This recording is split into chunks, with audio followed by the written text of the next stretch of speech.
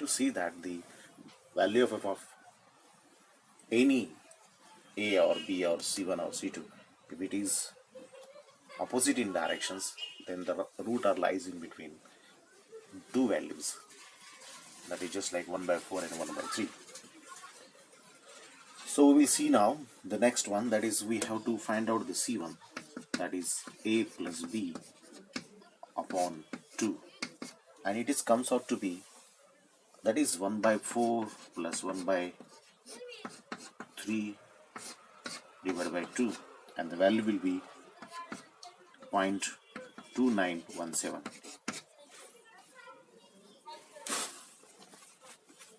So we will see that the c1 value, if you put the value of c1, then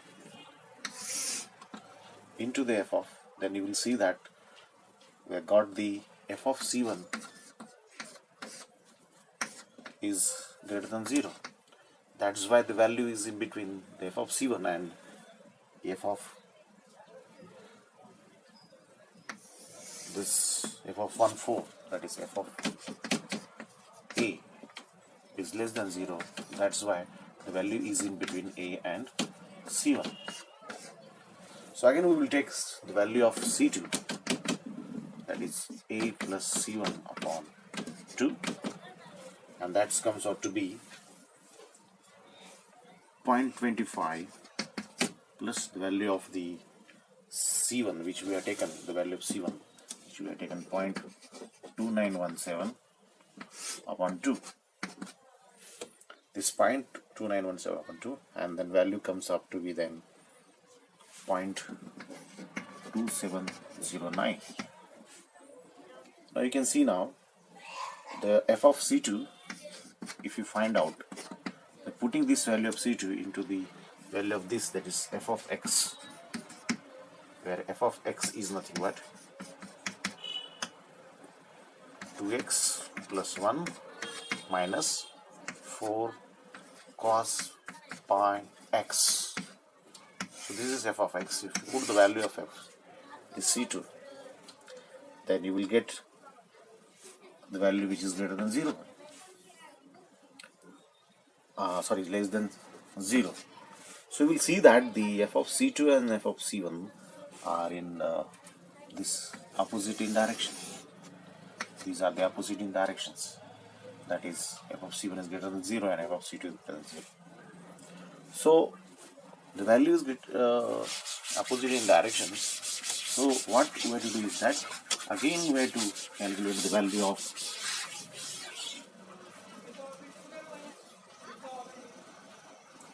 c3, that is c1 plus c2.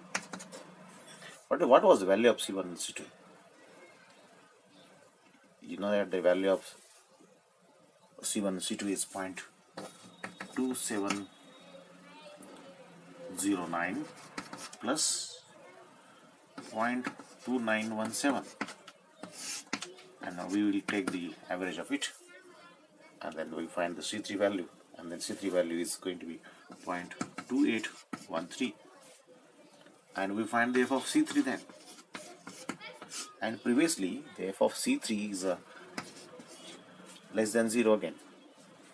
Now f of c3 and f of c2 are, f of c2 which we have found is also less than 0, and now f of c1 is greater than 0. So now the value is in between the c1 and c3.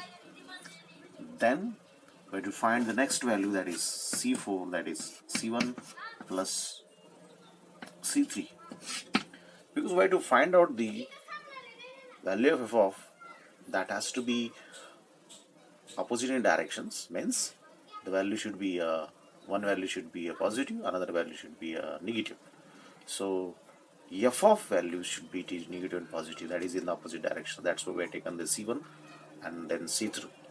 Then we divide it again 2, that is we take the average of this, and then we will find out that c4 value, and that comes out to be, if you take it this as 0.2813 and then plus 0.2917, divided by 2,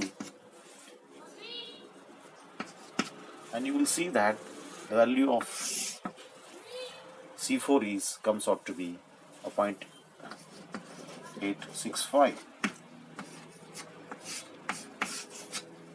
So do this for 8 to 10 nines so that the values comes towards the roots. Now the value is f of C4. If you calculate, it is less than 0. So the previous value is also less than 0, C3. This value is also less than 0, but this value is greater than 0. So the value is in between C1 and C4. And what is that? The C1 is nothing but we got the